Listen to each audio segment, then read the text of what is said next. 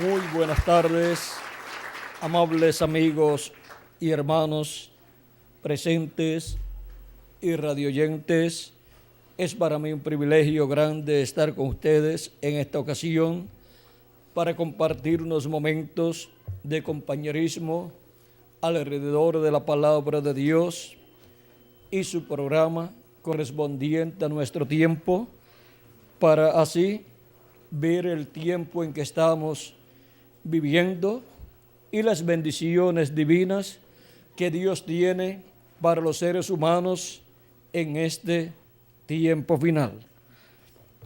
Para lo cual quiero leer en Apocalipsis capítulo 2, verso 17, donde dice: el que tiene oído, oiga lo que el Espíritu dice a las iglesias.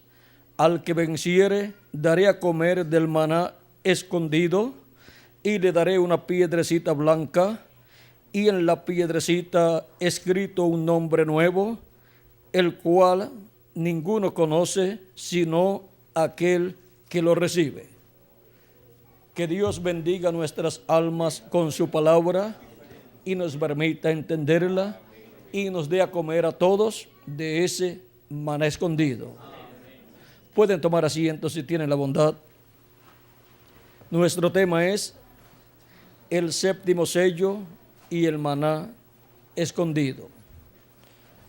Para que podamos comprender nuestro tema, necesitamos saber lo que fue el maná escondido en el tiempo de Moisés, de lo cual nos habla el apóstol San Pablo en su carta a los hebreos, cuando nos habla acerca del templo o tabernáculo que construyó el profeta Moisés.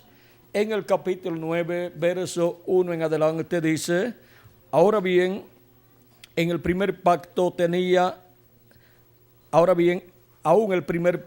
tenía ordenanzas de culto y un santuario terrenal, porque el tabernáculo estaba dispuesto así. En la primera parte, llamada el lugar santo, estaba el candelabro, la mesa y los vanes de la proposición. Tras el segundo velo estaba la parte del tabernáculo llamada el lugar santísimo, el cual tenía un incensario de oro y el arca del pacto cubierta de oro por todas partes, en la que estaba una urna de oro que contenía el maná, la vara de Aarón que reverdeció y las tablas del pacto, y sobre ella los querubines de gloria que cubrían el propiciatorio, de las cuales cosas no se puede ahora hablar en detalle. Y así dispuestas estas cosas en la primera parte del tabernáculo, entran los sacerdotes continuamente para cumplir los oficios del culto, pero en la segunda parte solo el sumo sacerdote una vez al año, no sin sangre, la cual ofrece por sí mismo y por los pecados de ignorancia del pueblo. En este pasaje podemos ver la importancia del templo o tabernáculo que el profeta Moisés levantó en medio del pueblo hebreo. Luego, más adelante, en el tiempo de los reyes, el rey David quiso levantar un templo para Dios, pero Dios le dijo que su hijo Salomón sería el que levantaría ese templo. ¿Y cuál es la importancia de estos templos en medio del pueblo hebreo? ¿Y cómo es posible que los pecados de un pueblo sean perdonados y cubiertos de la presencia de Dios y no sean vistos por Dios con ofrecer esos sacrificios a Dios y llevar a cabo esas ordenanzas divinas en el templo? En el mes séptimo de cada año, que es el mes en donde se lleva a cabo la ofrenda o sacrificio de la expiación, o sea, el día 10 del mes séptimo, se lleva a cabo el sacrificio del macho cabrío, el sumo sacerdote ese día del año entra al templo unas cuantas veces, pero siempre entra al lugar santísimo con sangre, pues si entra sin sangre allí, muere, porque delante de Dios ninguna persona puede presentarse sin sangre de la expiación del sacrificio. ¿Por qué? Porque de otra forma los pecados de la persona son vistos por Dios y la paga del pecado es muerte. Y ahora, el tabernáculo que construyó el profeta Moisés y el templo que construyó el rey Salomón son tipo y figura del templo que está en el cielo.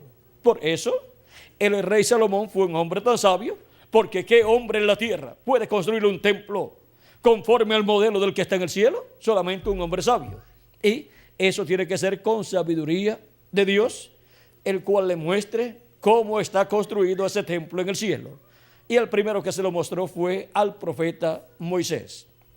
Por eso, en ese templo llevaba el sumo sacerdote la sangre de la expiación de ese macho cabrío el día 10 del mes séptimo, y la llevaba dentro al lugar santísimo y la colocaba sobre el propiciatorio, que vendría a ser, digamos, la tapa del arca.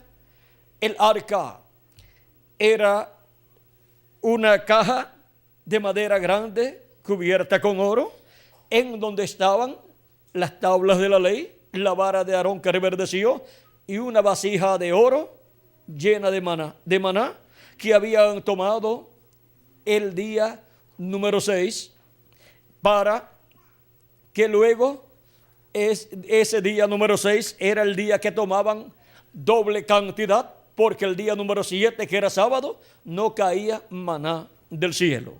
Y ahora el día número 6, entonces también tomaron ese maná que colocaron en esa vasija de oro y la colocaron en el lugar santísimo, y ese maná no se corrompía porque estaba ¿dónde? En el lugar santísimo. Ahora, viendo que el tabernáculo que construyó Moisés y el templo que construyó Salomón son tipo y figura, son la representación del templo que está en el cielo, vean ustedes el porqué. Las cosas que se hacían en ese templo de Salomón y en el tabernáculo que construyó Moisés eran aceptadas por Dios en el cielo, en el templo de Dios que está en el cielo, del cual Melquisedec es el sacerdote allí. Y Melquisedec es el mismo Jesucristo en su cuerpo teofánico. Por eso él es sacerdote según el orden de Melquisedec, no del orden levítico, no del orden al cual pertenecía Aarón y su familia, sino del orden celestial del templo que está en el cielo, que fue primero que el templo que construyó Moisés y que el templo que construyó Salomón. Y ahora vean ustedes con el sacrificio que ofrecían el día 10 del mes séptimo para la reconciliación del pueblo hebreo con Dios. El pueblo hebreo cada año, al ofrecer ese sacrificio, el cual era llevado por el sumo sacerdote al lugar santísimo, la sangre era llevada allí y era colocada sobre el propiciatorio, donde estaba la presencia de Dios en la luz de la Shekinah, esa luz que le habló a Moisés y le dijo: yo soy el Dios de Abraham, de Isaac y de Jacob. Esa luz que libertó al pueblo hebreo y le alumbraba el camino de noche, y de día era una nube que les cubría del sol, una nube de sombra. Y ese Dios todopoderoso que apareció a Moisés en esa nube de fuego, vean ustedes, estaba ¿dónde? En el tabernáculo que construyó Moisés, estaba sobre el propiciatorio, en medio de dos querubines de oro que estaban allí, y allí era donde Moisés llevaba la sangre, y luego lo hacía Aarón, llevaba allí la sangre. Aarón era el sumo sacerdote, y cada año ofrecía a Dios esa sangre. Tanto ofrecía la sangre de la expiación por el sacerdote y los demás sacerdotes, como también por todo el pueblo hebreo. Y así era perdonado el pueblo hebreo. Sus pecados eran cubiertos con la sangre de ese macho cabrío. Y cuando algo es cubierto, usted lo mira y no lo ve, porque queda tapada con esa sangre el pecado del pueblo hebreo. Y cuando Dios miraba al pueblo hebreo, no veía pecado en el pueblo hebreo. Era por eso, porque por medio de los sacrificios que el pueblo hebreo ofrecía a Dios, sus pecados eran cubiertos con la sangre de esos sacrificios. Y vean ustedes, el pueblo hebreo cometía errores, pecaba ante Dios, y luego que Dios diga que no ve pecado en el pueblo hebreo, eso es algo raro. Y el secreto está en que sus pecados estaban cubiertos con la sangre de esos sacrificios. Por eso el pueblo hebreo tenía todos esos sacrificios y era conforme al orden divino, conforme al tipo y figura del templo que está en el cielo. Eran tipo y figura de las cosas celestiales. Por eso es que esos sacrificios funcionaban así delante de Dios. Todos esos sacrificios eran tipo y figura del sacrificio de Jesucristo, el Cordero de Dios. ¿Ven? Y por eso actuaban en esa forma ante la presencia de Dios, en lo que llegaba el sacrificio perfecto del Cordero de Dios, Jesucristo, nuestro Salvador.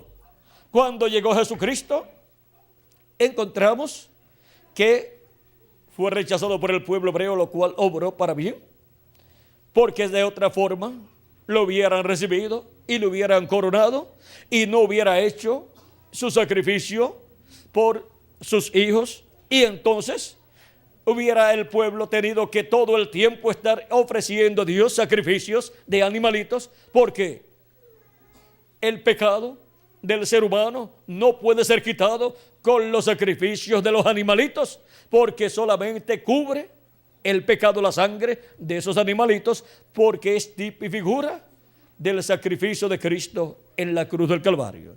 El único sacrificio que quita el pecado es el sacrificio de Jesucristo. Y ahora, vean ustedes, cuando se llevó a cabo el sacrificio de Cristo en la cruz del Calvario, de ahí en adelante, no necesita ningún ser humano ofrecer a Dios un animalito en sacrificio por sus faltas o por sus pecados o por sus peticiones. Aún más, vean, Cristo dijo que el templo de Jerusalén sería destruido.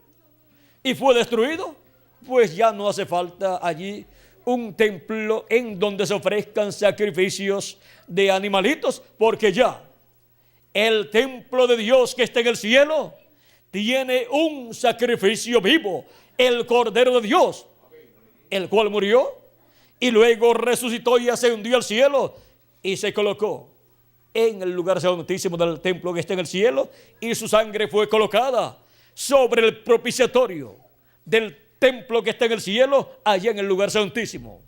Y ahora lo mismo que hacía el sumo sacerdote en la tierra, en el templo terrenal, lo ha hecho Cristo en el cielo, en el templo que está allá en el cielo.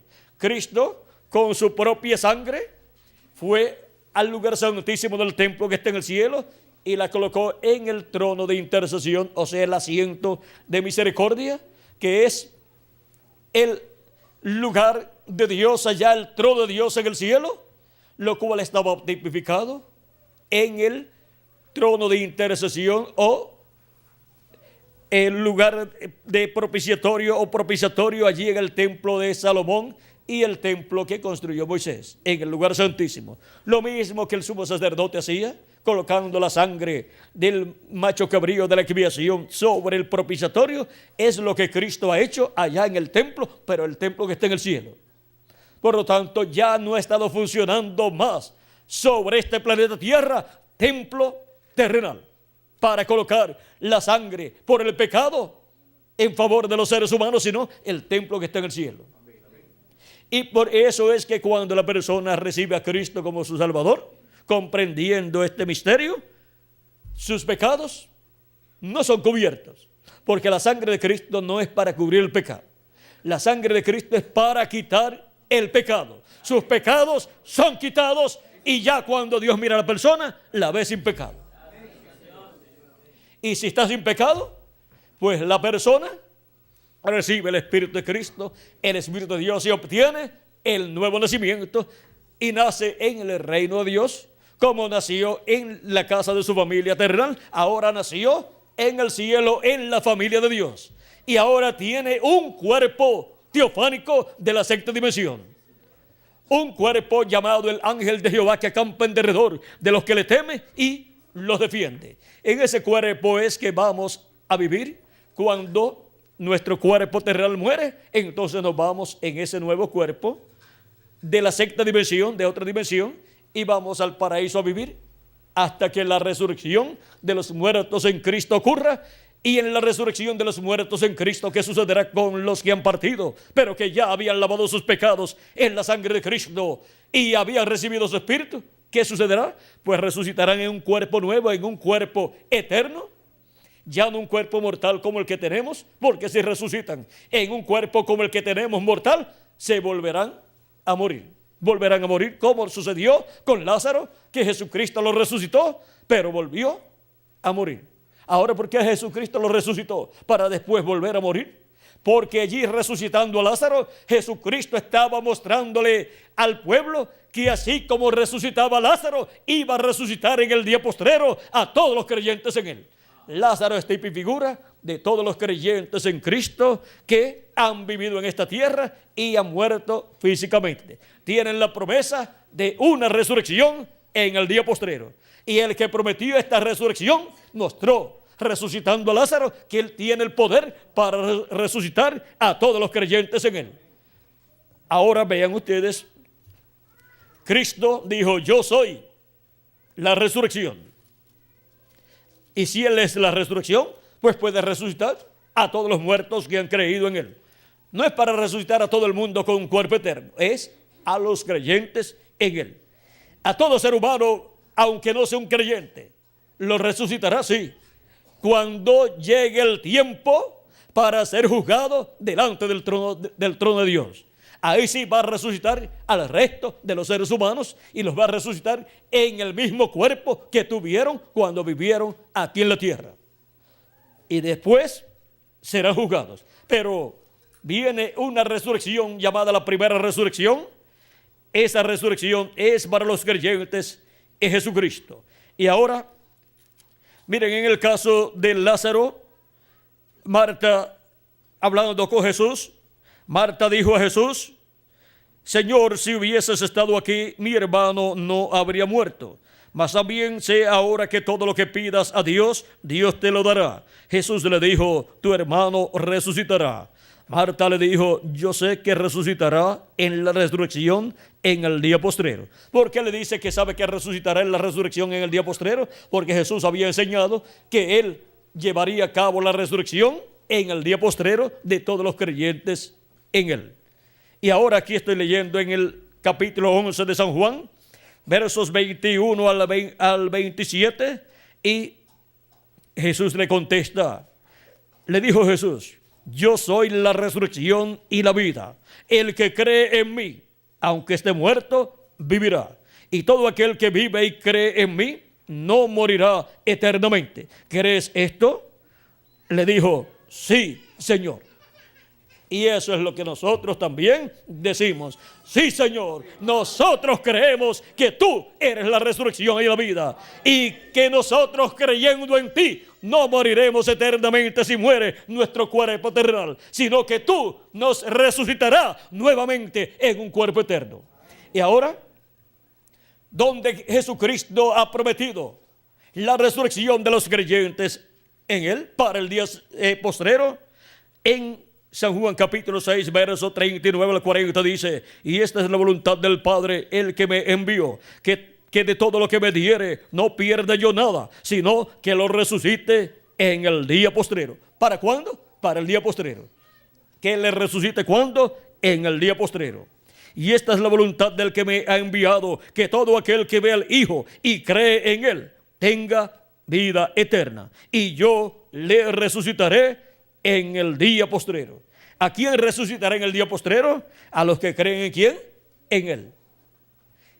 ¿Y cuál es el día postrero? Esa es una buena pregunta.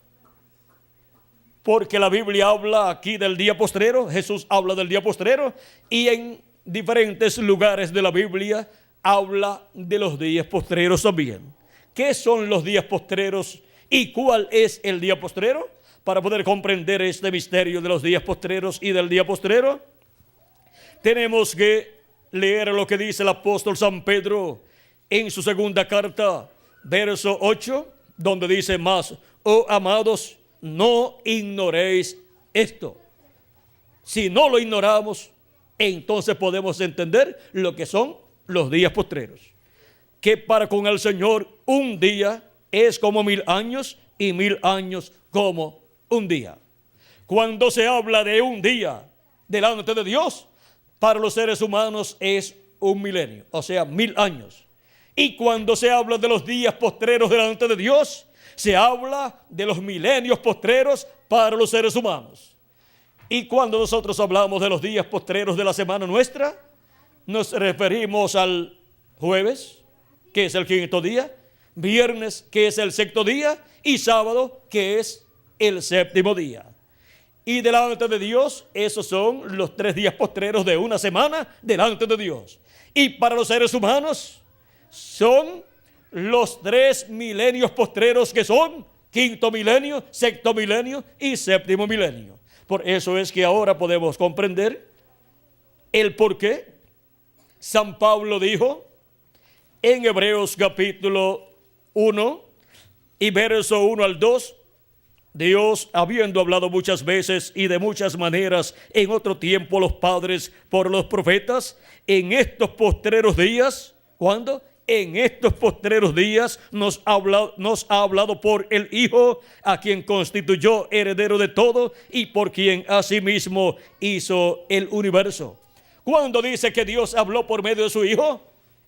En los postreros días, y ya han transcurrido 2000 años, si le añadimos al calendario los años de atraso que tiene. Ahora, estaría equivocado San Pablo al decir que aquellos días en donde Jesús estuvo predicando eran los días postreros. ¿Se equivocaría? San Pablo no se equivocó. Es que un día delante del Señor es como 1000 años y 1000 años como un día. Y cuando se habla de los días postreros se habla del 5º milenio, 6º milenio y 7º milenio. Y cuando Jesús tenía de 4 a 7 años de edad, comenzó el 5º milenio y por consiguiente comenzaron los días postreros delante de Dios, que para los seres humanos es los milenios postreros. Y ahora ven que no hay ninguna contradicción en la Escritura. Miren a San Pedro también hablando de los días postreros. Vean lo que dice en el libro de los Hechos capítulo 2 verso 14 en adelante. Dice: esto fue el día de Pentecostés, cuando algunos pensaban que ellos estaban borrachos porque habían recibido el Espíritu de Dios. Dice entonces Pedro, poniéndose en pie con los 11, alzó la voz y les habló diciendo: varones judíos y todos los que habitáis en Jerusalén, esto os sea notorio y oíd mis palabras, porque estos no están ebrios como vosotros suponéis, puesto que es la hora tercera del día. Mas esto es lo dicho por el profeta Joel: y en los postreros días, dice Dios, derramaré de mi espíritu sobre toda carne, y vuestros hijos y vuestras hijas profetizarán, vuestros jóvenes verán visiones, y vuestros ancianos soñarán sueños. Y de cierto sobre mis siervos y sobre mis siervas en aquellos días derramaré de mi espíritu y profetizarán. ¿Para cuáles días? Dios prometió derramar de su espíritu para los postreros días. Y en los postreros días, dice Dios, derramaré de mi espíritu sobre toda carne. Y desde el día de Pentecostés en adelante, en donde derramó de su Espíritu sobre 120 personas, y de ahí en adelante ha estado derramando de su Espíritu Santo sobre toda persona que ha creído en Cristo como su Salvador, le ha recibido como su Salvador y ha lavado sus pecados en la sangre de Cristo. Luego ha recibido el Espíritu de Cristo. Cristo ha derramado de su Espíritu sobre millones y millones de personas que han creído en Él del día de Pentecostés hacia acá. Y ahora, ¿qué ha sucedido con esas personas? Pues han nacido de nuevo, han nacido en el reino de Dios. Cristo dijo a Nicodemo que el que no naciera de nuevo no podía ver el reino de Dios. El que no naciera de nuevo no podía entrar al reino de Dios. Tenía que nacer del agua y del Espíritu, creyendo en Jesucristo como nuestro Salvador y recibiendo su Espíritu Santo. Y así es como se nace en el reino de Dios. Y así es como la persona obtiene vida eterna de parte de Cristo. De otra forma, la persona vive en este planeta Tierra y aunque granjeare todo el mundo y se convirtiera en el millonario más grande, de nada le serviría si no tiene a Cristo como su Salvador y si no ha lavado sus pecados en la sangre de Cristo y ha recibido su Espíritu Santo. De nada le sirve, porque ¿de qué le vale al hombre si ganare todo el mundo y pierde su alma? De nada le sirve. ¿Por qué? ¿Qué hizo la persona? La persona fue consigo mismo pero que muy cruel para sí mismo. Fue muy cruel con su propia alma. Diríamos que pensó muy mal contra su propia alma, porque teniendo la oportunidad de vivir eternamente la persona que es alma viviente, no aprovechó esa oportunidad. No creyó en Cristo como su Salvador, no lavó sus pecados en la sangre de Cristo y por consiguiente tiene que morir eternamente. O sea, pierde el derecho a la vida eterna la persona que no aprovecha la oportunidad que tiene de lavar sus pecados en la sangre de Cristo para estar sin pecado ante Dios. Ya no necesita ir al pueblo hebreo allá al templo de Israel para el sacrificio de un animalito. Ni siquiera ya está el templo allí, para que nadie esté allí haciendo sacrificios por el pecado, porque ya Dios envió el Cordero Pascual, ya Dios envió el Cordero perfecto, el Cordero de Dios, el cual quitó el pecado allá en la cruz del Calvario. Y se hace efectivo ese sacrificio de Cristo en la cruz del Calvario cuando la persona lo acepta como su Salvador y así lava sus pecados en la sangre de Cristo. Si no lo hace, lamentablemente la persona pierde el derecho a la vida eterna teniendo esa oportunidad. Y miren, ¿qué pagará el hombre por su alma, por la salvación de su alma? No tiene que pagar nada. ¿Ve? Nada tiene que pagar. Si tuviera que pagar, ningún ser humano tendría lo suficiente para pagar por su salvación. Ahora, vean ustedes gratuitamente Dios ha provisto para nosotros ese sacrificio. Y ahora Dios no acepta otro sacrificio. Por eso fue quitado todo sacrificio allá en medio del pueblo hebreo. Y ahora, miren lo que sucedió con el pueblo hebreo. No tiene sacrificios por el pecado allá en la tierra de Israel. Y tampoco tiene el sacrificio de Cristo porque lo rechazó. Y por eso el pueblo hebreo ha estado pasando por todas estas tribulaciones. Y Hitler por poco los extermina a todos. ¿Por qué? Porque sus pecados no han sido ni cubiertos con los sacrificios que antes tenían, porque ya no tienen los sacrificios que antes tenían, y tampoco tienen el sacrificio de Cristo, no lo han recibido. Por lo tanto, el sacrificio de Cristo, la sangre de Cristo, ¿qué sucede? Si no es aplicada sobre los pecados, pues no los puede quitar. Y ellos han rechazado el sacrificio de Cristo en la cruz del Calvario, y por eso los pecados de ellos han estado siendo vistos por Dios, y la paga del pecado, ¿qué es? Muerte.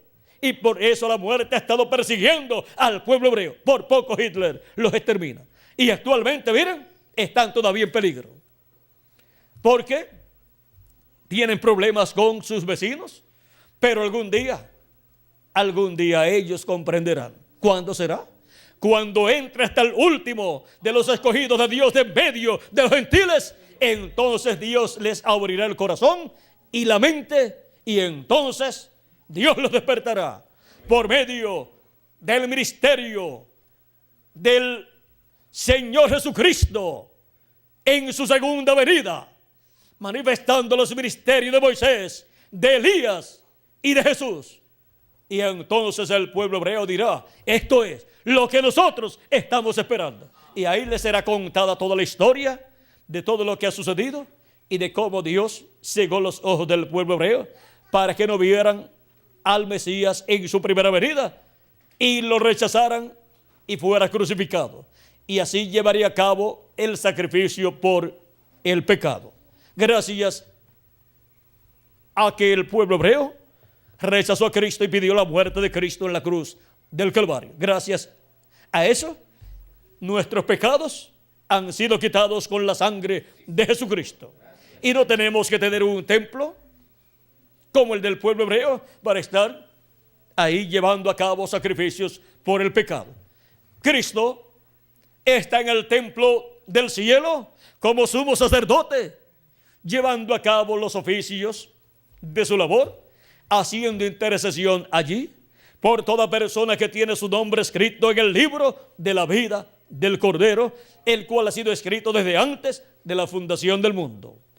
Y cuando entre el último de los escogidos de Dios, entonces ya Cristo terminará su labor allí como intercesor, como sumo sacerdote, y saldrá de allí y reclamará a todos los que Él ha redimido con su sangre preciosa, y se revelará al pueblo hebreo. Y entonces el pueblo hebreo lo recibirá.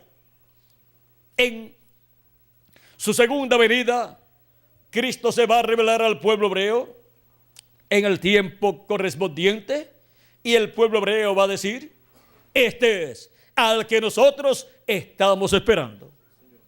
Pero hasta que no entre hasta el último de los escogidos de entre los gentiles, no podrá el pueblo hebreo obtener ese conocimiento. Ahora, ¿cómo será en este tiempo final para el llamado de los escogidos del día postrero, tanto de los escogidos de entre los gentiles como de los escogidos del pueblo hebreo? Cristo ha prometido dar del maná escondido. ¿Y qué es el maná escondido? Para el pueblo hebreo, el maná fue el que cayó del cielo cada día en la mañana por 40 años. En la tarde caía carne, o sea, codornices, y por la mañana maná, o sea, tenían el desayuno y luego tenían la cena. Y no trabajaban. Dios estuvo manteniendo al pueblo hebreo por 40 años y eran no menos de 2 millones de personas. Vean ustedes, el Dios Todopoderoso los mantuvo por el desierto, y todo eso para probarlos, para saber si servirían a Dios o no servirían. Vean, nos habla Dios en el libro de Deuteronomio capítulo 8 verso 1 en adelante, el motivo por el cual tuvo al pueblo hebreo por el desierto viajando por 40 años, porque eso era un viaje que se daba en menos de un año, y vean, le tomó 40 años al pueblo hebreo llegar a la tierra prometida. Deuteronomio capítulo 8 verso 1 en adelante dice: cuidaréis de poner por obra todo mandamiento que yo os ordeno hoy, para que viváis y seáis multiplicados, y entréis y poseáis la tierra que Jehová prometió con juramento a vuestros padres, y te acordarás de todo el camino por donde te ha traído Jehová tu Dios estos 40 años en el desierto, para afligirte, para probarte, para saber lo que había en tu corazón, si habías de guardar o no sus mandamientos. Y te afligió y te hizo tener hambre, y te sustentó con maná, comida que no conocías tú, ni tus padres la habían conocido, para hacerte saber que no solo de pan vivirá el hombre, mas de todo lo que sale de la boca de Jehová vivirá el hombre. Ahora vean el motivo por el cual Dios pasó al pueblo hebreo por el desierto. Muchas personas, cuando están bien económicamente, dicen: Dios es muy bueno, y quieren servir a Dios. Pero cuando la situación es difícil en su vida, algunas personas no quieren servir a Dios. Y toda persona, desde lo profundo de su corazón, debe decir: yo amo a Dios y sirvo a Dios en las buenas y en las malas también. Y eso es lo que Dios quiere de su pueblo. Y por eso es que hay que pasar por las etapas buenas y por las etapas malas también. y mantenerse la persona fiel a Cristo, sirviéndole todos los días de su vida. Y ahora el pueblo hebreo fue probado y el pueblo hebreo falló. Cuando venían los momentos de prueba, se rebelaban en contra de Moisés y por consiguiente en contra de Dios. Y ahora Cristo, usando estas palabras, que no solamente de pan vivirá el hombre, sino de todo lo que sale de la boca de Dios, Cristo dijo, cuando fue tentado por el diablo, cuando el diablo le dijo que si era hijo de Dios convirtiera aquellas piedras en pan, pues llevaba ya 40 días sin comer, estaba ayunando y ahora tuvo hambre y el diablo quería que convirtiera aquellas piedras en pan si era el hijo de Dios. ¿Y qué hubiera sucedido? ¿Qué era lo que el diablo quería? Pues que si era hijo de Dios, la convirtiera en pan, se la comiera y se muriera, porque una persona que está sin comer por 40 días, si se come un pedazo de pan, se muere porque su sistema digestivo no está funcionando por 40 días. Y vean ustedes, si era hijo de Dios y hacía ese milagro, el diablo iba a saber que era el hijo de Dios, pero se iba a morir con lo mismo que había hecho si se comía aquellas piedras convertidas en pan. Pero Jesús le dijo, no solamente de pan vivirá el hombre, sino de toda palabra que sale de la boca de Dios. La boca de Dios son los profetas de Dios. Y toda palabra que sale de los profetas de Dios para el pueblo de Dios es alimento espiritual para el alma del ser humano.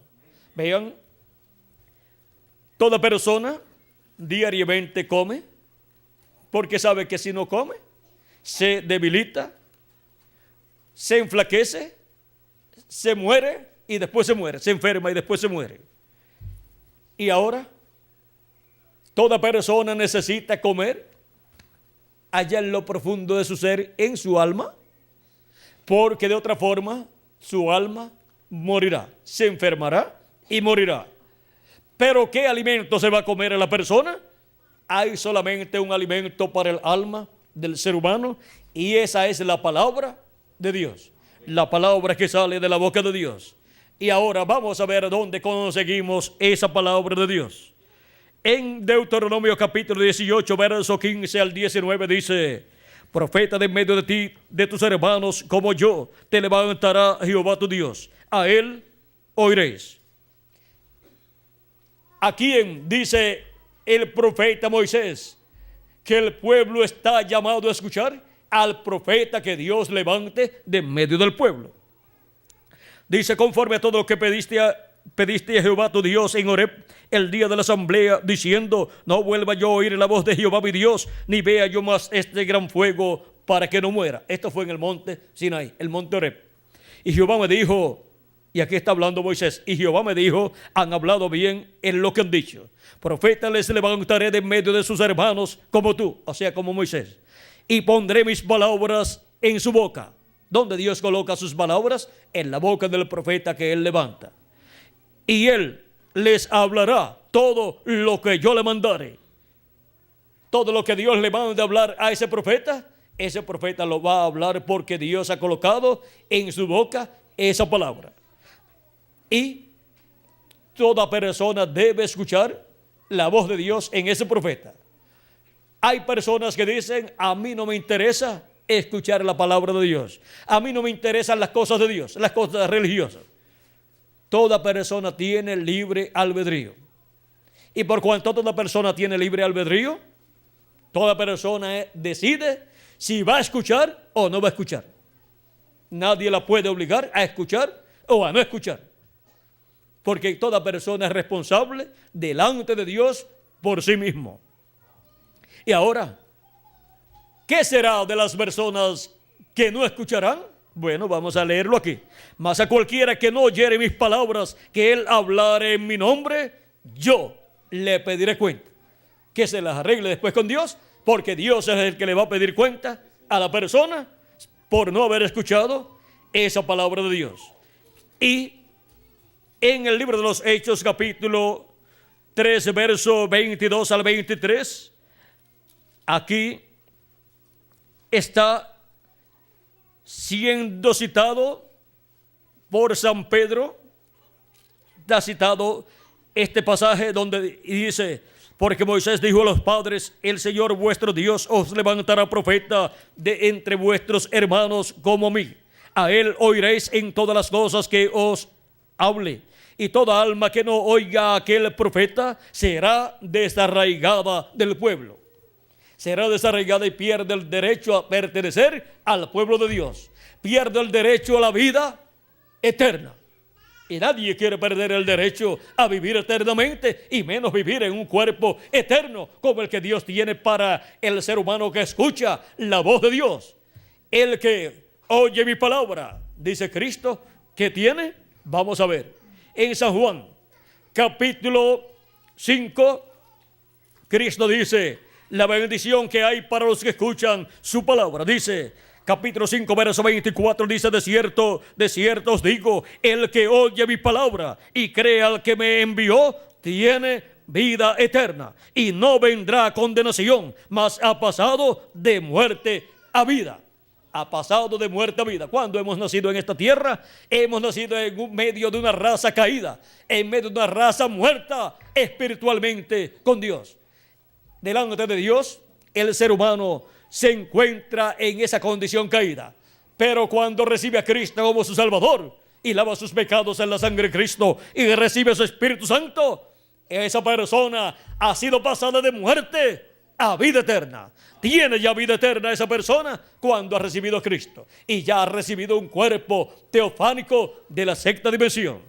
Y ahora hemos visto donde Dios coloca su palabra, en la boca del profeta que Él envía. Así fue en cada profeta que Dios envió. Así fue también en Jesucristo. Así fue en los apóstoles del Señor Jesucristo. Y así fue en los 7 mensajeros de las 7 edades de la iglesia gentil. San Pablo decía: no vivo yo, vive Cristo en mí.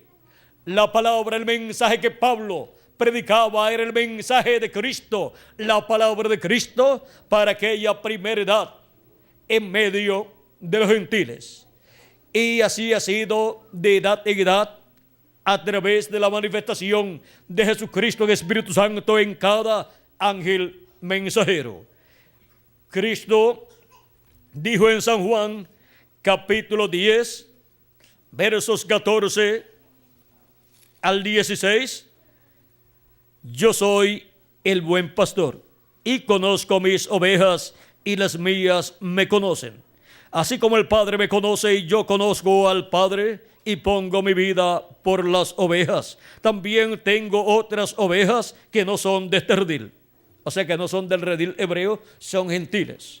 Aquellas también debo traer, y oirán mi voz, y habrá un rebaño y un pastor. ¿Y cómo van a escuchar la voz de Cristo? Si Cristo murió, resucitó y ascendió al cielo y está en el trono de Dios, en el templo que está en el cielo, haciendo intercesión como sumo sacerdote ya, por medio de la manifestación de Jesucristo en el Espíritu Santo, en sus mensajeros de edad en edad, hemos estado escuchando la voz de Cristo. Cristo ha estado hablándole a sus ovejas entre los gentiles y ha estado llamando y juntando a sus hijos, los cuales tienen sus nombres escritos en el libro de la vida del Cordero desde antes de la fundación del mundo. Y la persona no sabe que tiene su nombre escrito allí hasta que no escucha la voz de Cristo en la edad que le toca vivir, y llega ese mensaje directamente a su alma y le estremece ahí el alma y despierta su alma, despierta de ese sueño espiritual, despierta la realidad y se da cuenta que Dios le está hablando directamente a su alma. Se da cuenta que hay vida eterna después de la muerte. Se da cuenta que aquí en la tierra estamos viviendo solamente una temporada muy corta para un propósito divino. No estamos aquí por mera casualidad.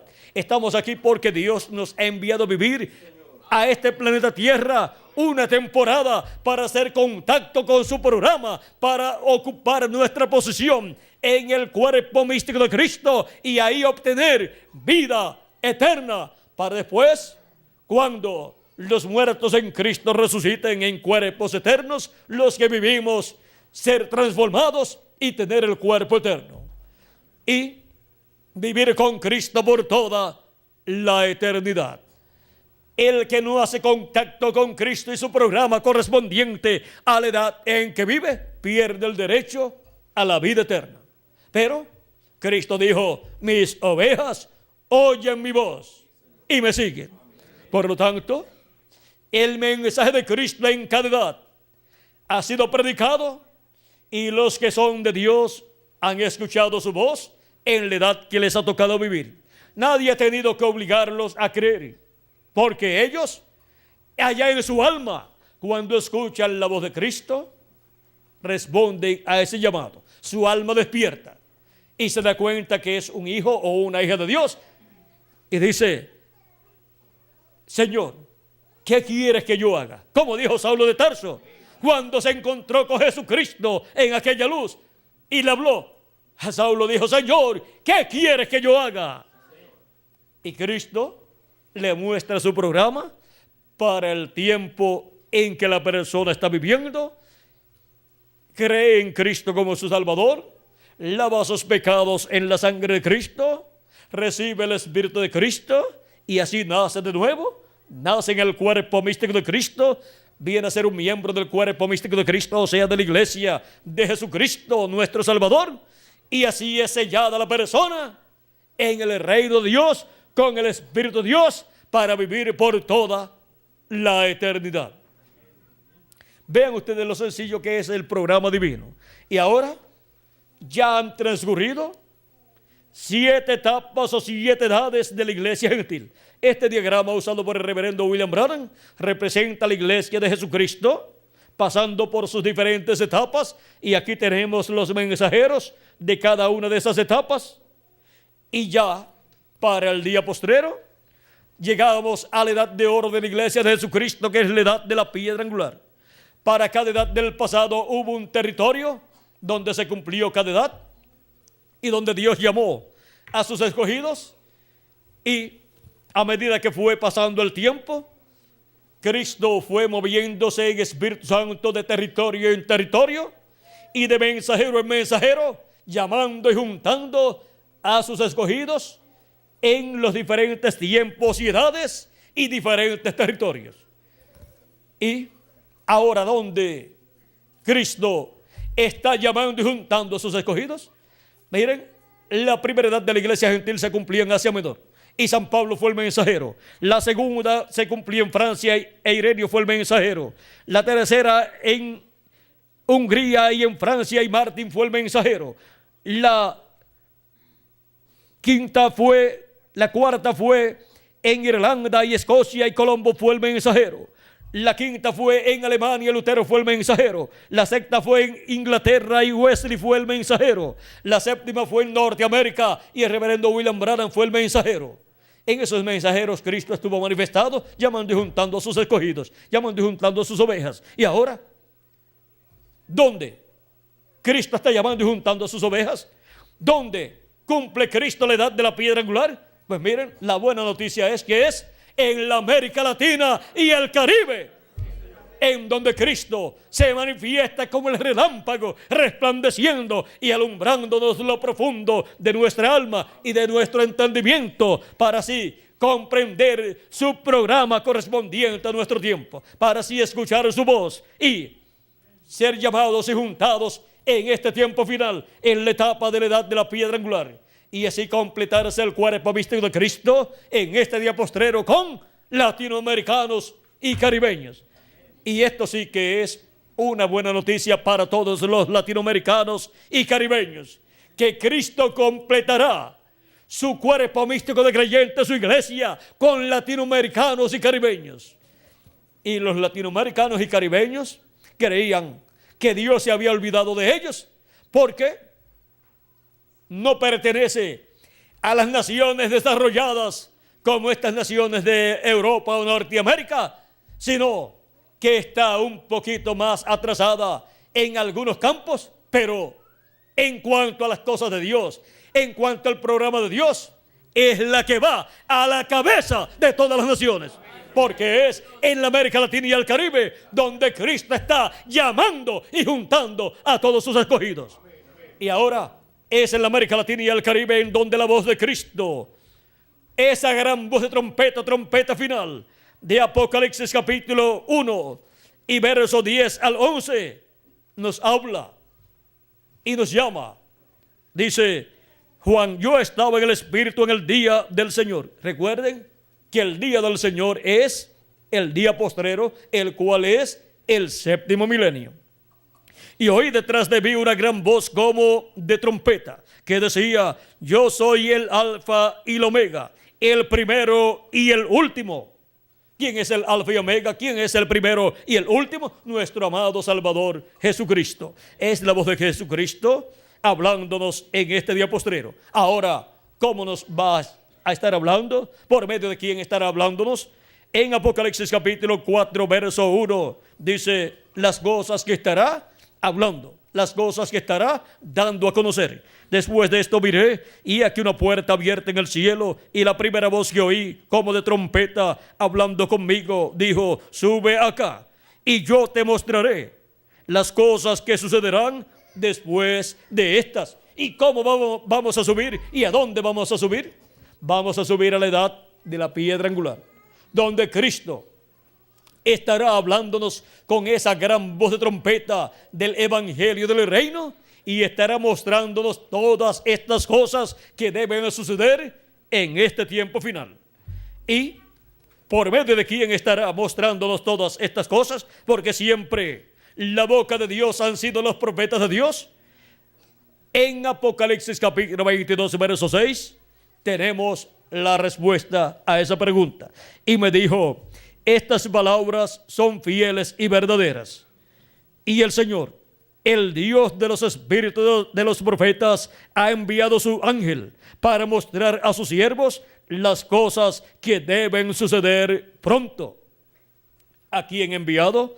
A su ángel mensajero. ¿Para qué? Para mostrar a sus siervos las cosas que deben suceder pronto. Es aquí en la edad de la piedra angular donde envía su ángel mensajero, así como envió en las 7 edades a 7 mensajeros, a través de los cuales le habló a su pueblo y llamó y juntó a sus escogidos en el cuerpo místico de Cristo. Y aquí en la edad de la piedra angular envía su ángel mensajero para darle a conocer a la gente, a todos los hijos e hijas de Dios, todas estas cosas que deben suceder pronto. Y así llama y junta a sus escogidos en la edad de la piedra angular. Y esta es la edad que corresponde a los latinoamericanos y caribeños. Es a los latinoamericanos y caribeños que les envía su ángel mensajero, dándole a conocer todas estas cosas que deben suceder pronto. Y en Apocalipsis capítulo 22, verso 16 dice: yo, Jesús, he enviado mi ángel para daros testimonio de estas cosas en las iglesias. ¿Para dar testimonio de qué cosas? De todas estas cosas que deben suceder pronto. Para eso envía su ángel mensajero. Lo envía para todas las iglesias.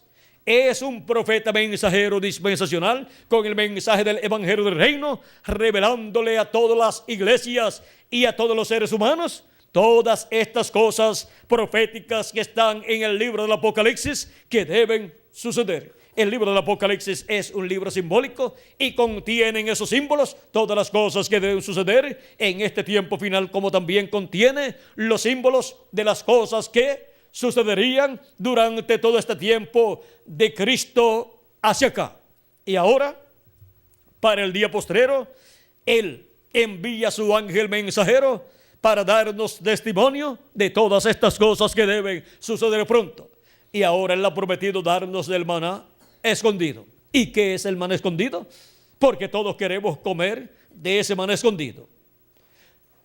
Cristo es el maná escondido. Cristo es la palabra. Y ahora el maná escondido en el tabernáculo que construyó Moisés, ¿dónde estaba? Estaba en el lugar santísimo, dentro del arca del pacto. Y en este diagrama tenemos las 7 etapas o edades de la iglesia gentil y la edad de la piedra angular. Las 7 edades de la iglesia gentil corresponden al lugar santo del templo espiritual de Cristo, porque Jesucristo ha estado construyendo un nuevo templo.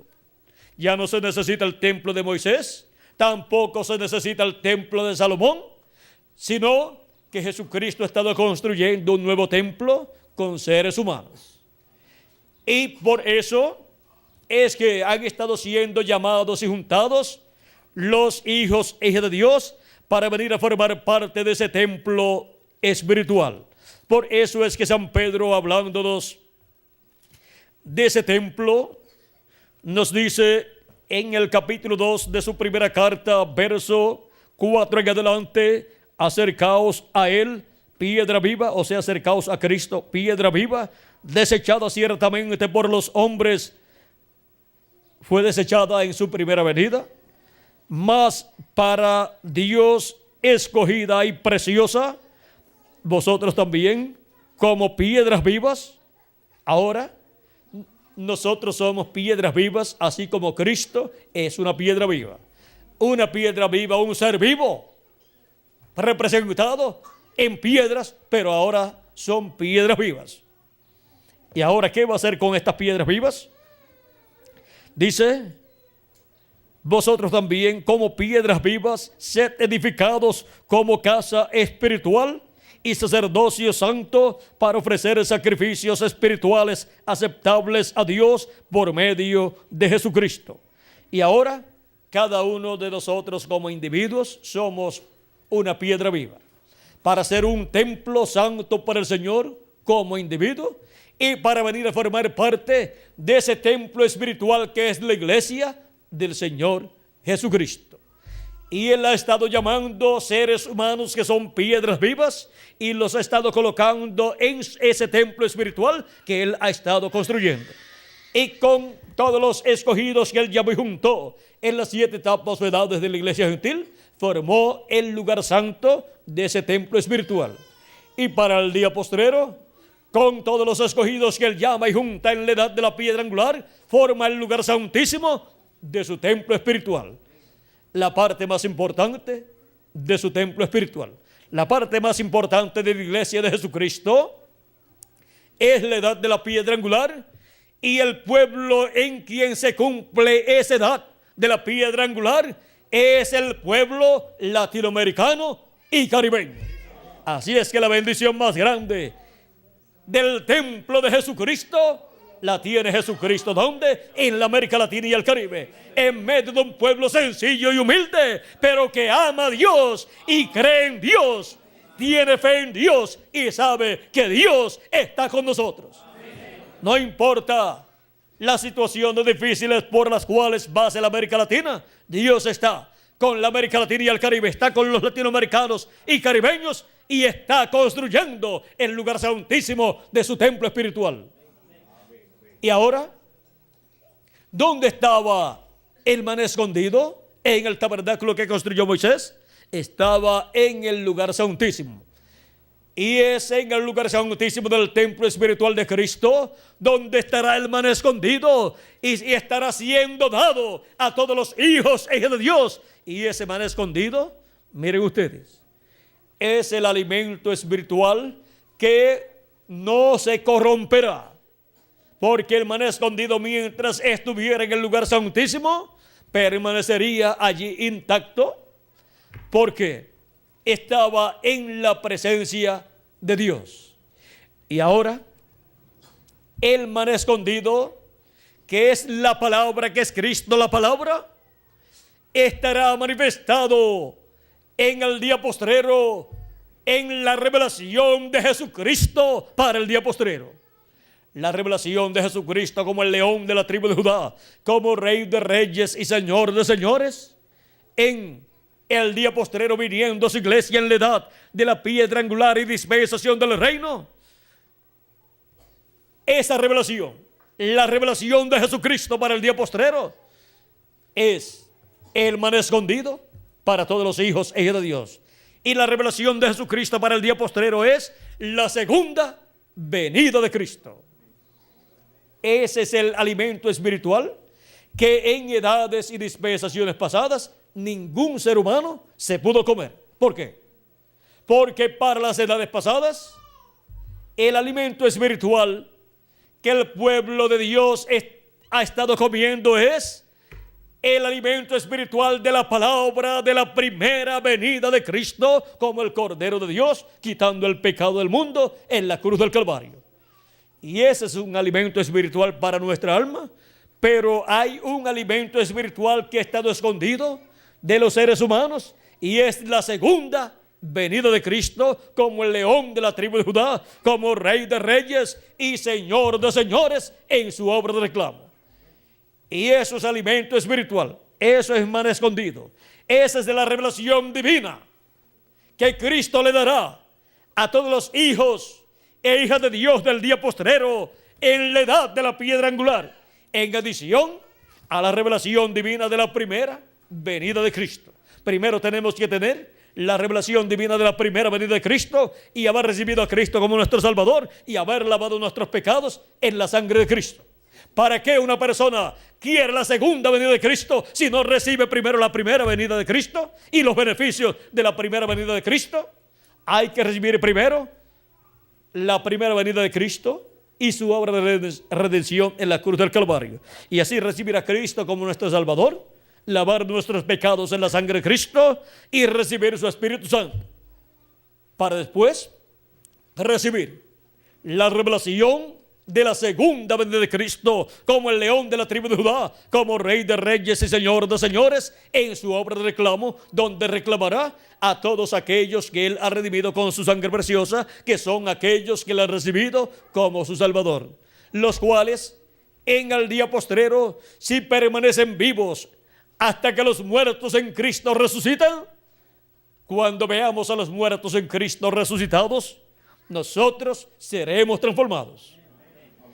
Ahora, para el día postrero, los escogidos que serán transformados, primeramente han comido el alimento espiritual de Cristo, de la primera venida de Cristo, así como encontramos que el pueblo hebreo estuvo comiendo maná del cielo durante 40 años. Pero hubo un alimento, un maná, que estaba escondido en el lugar santísimo. Y ese maná escondido representa la segunda venida de Cristo siendo revelada a todos los hijos e hijas de Dios. Y para el día postrero estaremos recibiendo esta revelación y nos las estaremos comiendo allá en nuestra alma. Y eso será estar comiendo del maná escondido, para en el día postrero ser transformados conforme a la palabra de Cristo. Ahora podemos ver que es para el día postrero, para el tiempo de la venida de la piedrecita blanca. Vean ustedes, dice: al que venciere, yo le daré del maná escondido y le daré una piedrecita blanca. Vamos a ver en el capítulo 2, verso 17, que leímos al principio, está: el que tiene oído, oiga lo que el Espíritu dice a las iglesias. Al que venciere, daré a comer del maná escondido y le daré una piedrecita blanca, y en la piedrecita escrito un nombre nuevo, el cual ninguno conoce sino aquel que lo recibe. La piedrecita blanca es la segunda venida de Cristo. El nombre nuevo que trae la piedrecita blanca, vean ustedes, vamos a ver aquí en Apocalipsis capítulo 3, verso 12, que nos habla también de un nombre nuevo. Para que tengamos el cuadro claro, dice: al que venciere, yo le haré columna en el templo de mi Dios, y nunca más saldrá de allí, y escribiré sobre él el nombre de mi Dios y el nombre de la ciudad de mi Dios, la nueva Jerusalén, la cual desciende del cielo de mi Dios, y mi nombre nuevo. El Señor Jesucristo da testimonio que Él tiene un nombre nuevo.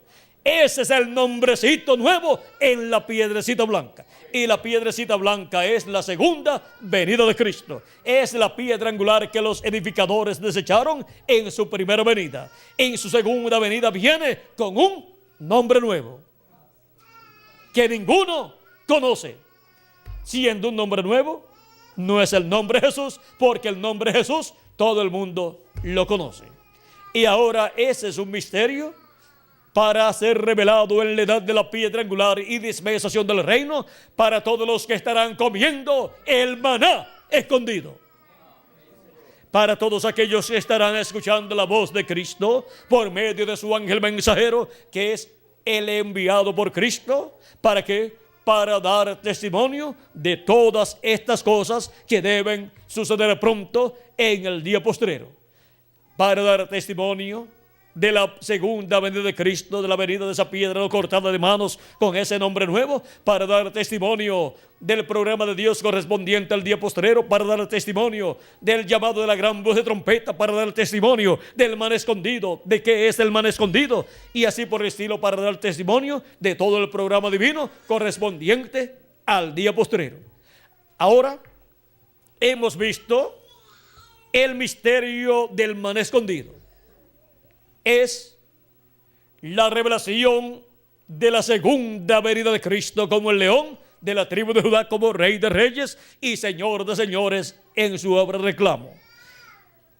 Y el séptimo sello de Apocalipsis capítulo 8 verso 1 es la segunda venida de Cristo, que cuando fue abierto en el cielo causó silencio como por media hora. Dice así, Apocalipsis capítulo 8 verso 1, cuando abrió el séptimo sello, se hizo silencio en el cielo como por media hora.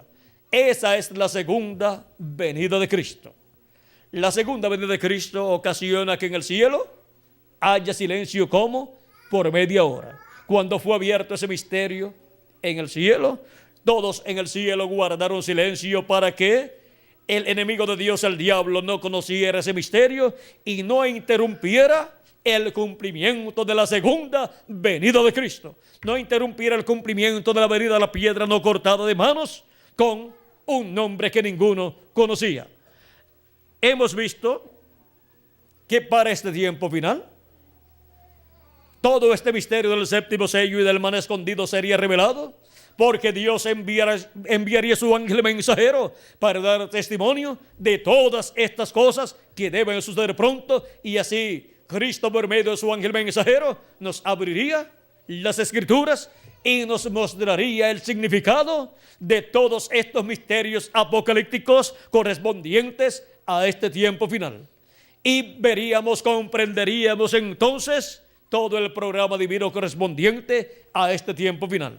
Y esto es para la edad de la piedra angular, que corresponde a la América Latina y al Caribe, en la construcción del templo espiritual de Cristo, en la parte del lugar santísimo que le ha tocado a la América Latina y el Caribe. Por eso es que yo oro por la América Latina y el Caribe, para que le permita entrar al glorioso reino milenial de Cristo y no sea destruida la América Latina y el Caribe con los juicios divinos que han de venir sobre la tierra durante la gran tribulación. Yo amo a la América Latina y al Caribe y pido a Cristo que la libre de esos juicios divinos que han de venir, que le permita sobrevivir a la gran tribulación y entrar al reino milenial de nuestro amado Señor Jesucristo, y que se llene el glorioso reino milenial de latinoamericanos y caribeños. Pues es en la América Latina y el Caribe donde Cristo está construyendo el lugar santísimo de su templo espiritual. Por lo tanto, que la bendición del lugar santísimo del templo espiritual de Cristo venga también sobre los latinoamericanos y caribeños, y sobre todo el territorio latinoamericano y caribeño, y puede entrar al glorioso reino milenial de nuestro amado Señor Jesucristo. Esa es la petición mía delante de Dios de todo corazón para la América Latina y el Caribe. Ya los demás lugares no tienen un mensajero que ore por esos lugares donde se cumplieron esas edades, pero la América Latina y el Caribe sí tiene gente que ore por la América Latina y el Caribe. Tiene a todos ustedes y a mí también orando por el territorio latinoamericano y caribeño. Hemos llegado al tiempo final. Hemos llegado al tiempo en donde el misterio del séptimo sello ha estado siendo abierto y en donde el man escondido ha estado siendo dado a los latinoamericanos y caribeños en la edad de la piedra angular, en donde todos hemos estado escuchando la trompeta final o gran voz de trompeta, llamando y juntando a todos los escogidos de Dios. Cristo dijo en San Mateo capítulo 24 verso 31, y enviará a sus ángeles con gran voz de trompeta y juntarán a sus escogidos. esa gran voz de trompeta del Evangelio del Reino, revelando el misterio de la segunda venida de Cristo, como el león de la tribu de Judá, como Rey de reyes y Señor de señores en su obra de reclamo. Y así, con ese misterio revelado, llamando y juntando a todos los escogidos de Dios. Eso es lo que está sucediendo actualmente en la América Latina y el Caribe. Este es el territorio de la bendición de Dios en el cuerpo místico de Cristo en este día postrero.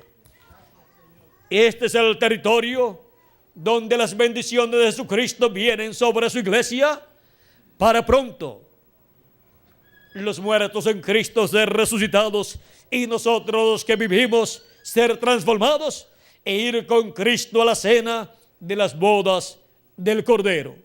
Por eso es que Él envía en el día postrero a su ángel mensajero. Yo, Jesús, he enviado mi ángel para daros testimonio de estas cosas en las iglesias. Ese es el ángel mensajero de la edad de la piedra angular y de la dispensación del reino.